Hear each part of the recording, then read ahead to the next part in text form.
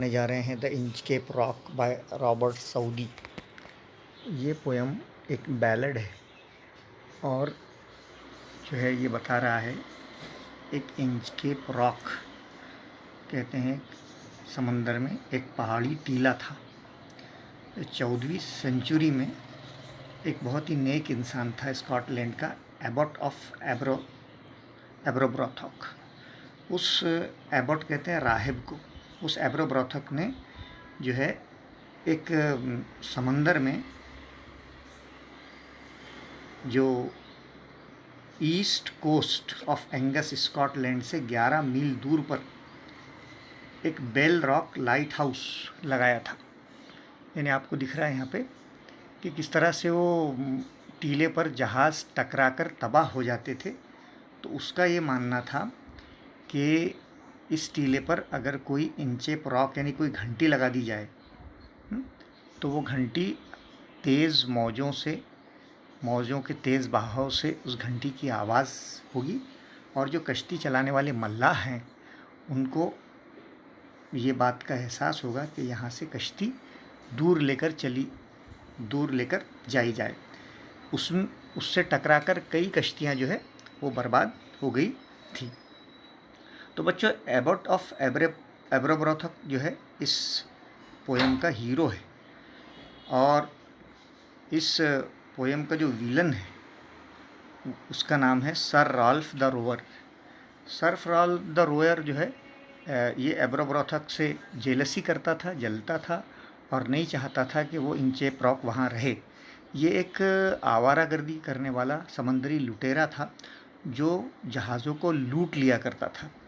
तो उसने जो है ये चाहा कि उस इंचेप रॉक पर जो बेल लगी हुई है उसको काट दिया जाए। लिहाजा उसने अपनी कश्ती को ले जाकर उस बेल को काट दिया और वो बेल समंदर में जो है डूब गई। इस तरह वो बहुत खुश हुआ वो काम करके और उसने आगे बढ़कर बहुत सारी जो है कश्तियों को लूटा और लूटते वो बहुत दूर निकल गया। वापस आते वक्त वो रास्ता भूल गया और तूफ़ान आ गया। तूफ़ान आने के बाद वो बहुत बेचैन हो गया, उसके मल्लाह, उसके पूरे टीम बेचैन हो गई। आखिर में ये हुआ कि जब कुछ दिखाई नहीं देने लगा और हवाएं तेज़ हो गई तो मल्लाह ने कहा कि पता नहीं हम कहाँ हैं। और चारों तरफ समंदर ही नज़र आ रहा था, हवाएं चल रही थी।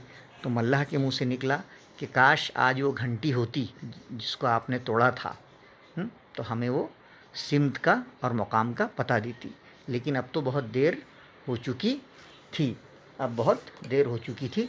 लिहाजा जो है वो उसने अपने आप को बहुत कोसा और उसने कर्ज किया और मायूसी में जो है उसने अपने बालों को नोचा और मौत के डर से अब वो परेशान हो गया। इतने ज़ोर से कश्ती एक चट्टान पर टकराई। वही चट्टान थी जिस पर वो घंटी लगी हुई थी जिसको राल्फ ने तोड़ा था, राल्फ द रोवर ने।